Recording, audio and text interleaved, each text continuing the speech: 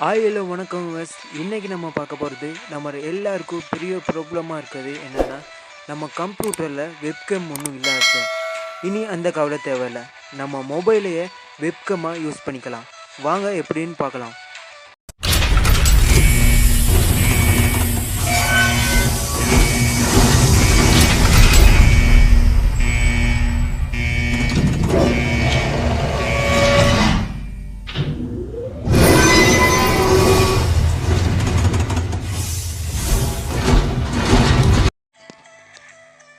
Link கீழே டிஸ்கிரிப்ஷனில் கொடுத்துருக்கேன், டவுன்லோட் பண்ணிக்கோங்க.